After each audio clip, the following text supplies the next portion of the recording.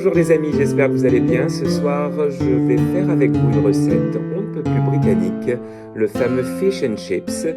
Mais le fish sera vraiment la recette anglaise. Les chips, je ferai à ma manière, plutôt des pommes de terre sautées à la française, car je n'aime pas trop la façon dont on prépare les frites en Angleterre. Allez, on va à la cuisine, on laisse ce petit bestiau tranquille et je vous montre comment on fait ça. Pour préparer ce plat, il va nous falloir évidemment du poisson. Ici, j'ai un très beau filet de cabillaud, une bière, un peu de curcuma, les pommes de terre, de la farine, de l'eau gazeuse, du vinaigre de Malte, du baking powder, une sorte de levure. On trouve ces deux produits anglais assez facilement maintenant en France dans les épiceries spécialisées, et de l'huile de friture. Évidemment, du sel et du poivre. Et aujourd'hui, l'ingrédient oublié, c'est de la fleur de maïs de la maïzena. On commence par préparer l'essentiel, la pâte à frire, le butter en anglais, avec 50 g de farine que l'on va donc mesurer.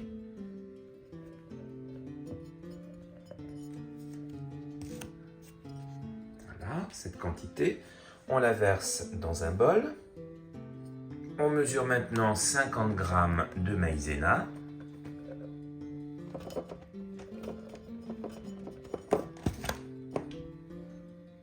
Voilà. On l'ajoute à la farine. On ajoute une cuillère à soupe de baking powder. Un petit peu de curcuma, comme ceci. Et on mélange bien.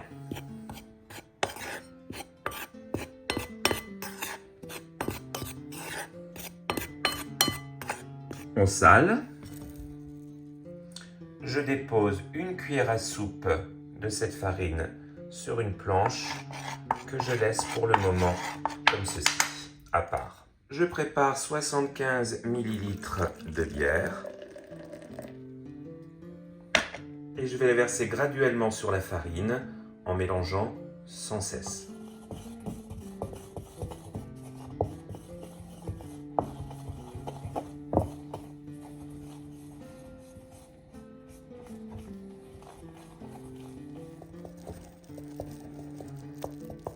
Je vais maintenant ajouter la même quantité d'eau pétillante, donc 75 ml.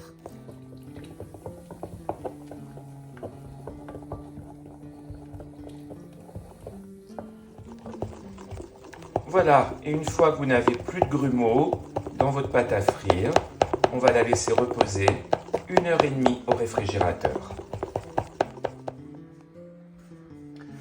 Pendant ce temps, comme je disais au début, je préfère les pommes de terre sautées aux frites. Je vais donc éplucher 2 pommes de terre.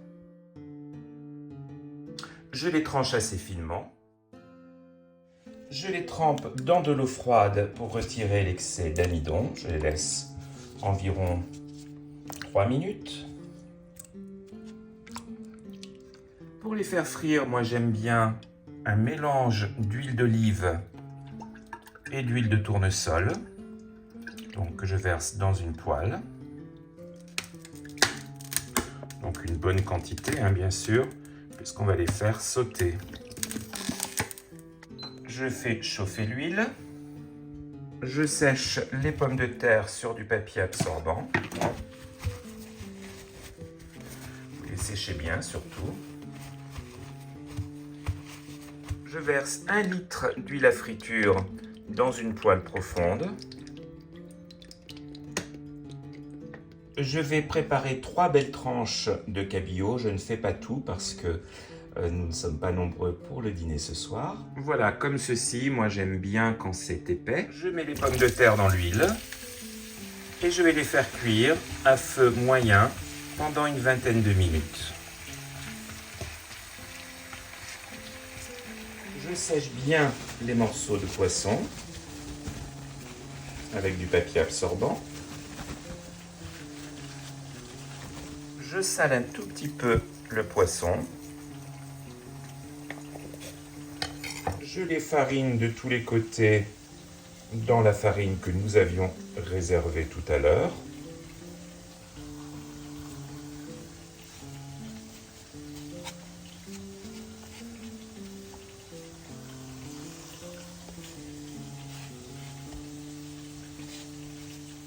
Pendant que les pommes de terre cuisent, je vais faire chauffer l'huile de friture pour le poisson. Pour vérifier que votre huile est bien chaude, vous y mettez un tout petit peu de pâte à frire. Et si elle remonte à la surface comme cela, c'est que c'est prêt. On va tremper les morceaux de poisson dans la pâte en les enrobant bien généreusement de tous les côtés. Et une fois que c'est fait, on fait frire.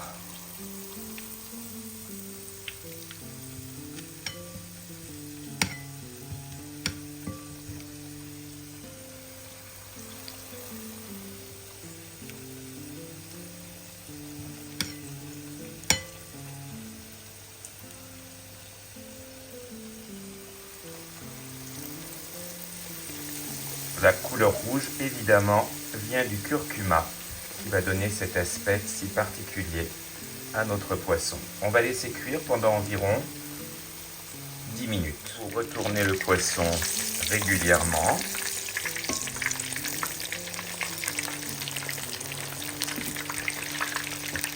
Et on a une belle dorure. Alors traditionnellement en Angleterre, le fish and chips se faisait cuire dans le suif, mais bon, voilà, aujourd'hui, ce n'est pas un mode de cuisson qu'on privilégie, je préfère vraiment l'huile végétale. Donc le temps de cuisson va dépendre de la manière dont vous aimez manger le poisson. Moi j'ai ici un cabillaud très frais, délicieux, donc je l'aime bien un peu cru au cœur.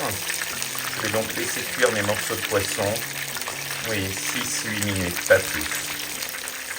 Voilà, le poisson est prêt, je vais donc le sortir et non, je ne vais pas le mettre dans du papier journal, mais déposer les morceaux sur une feuille de papier cuisson. Voilà, comme ceci. Je sale.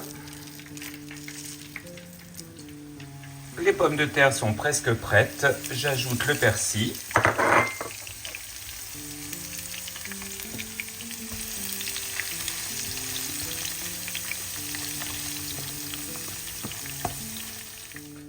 Je sale les pommes de terre.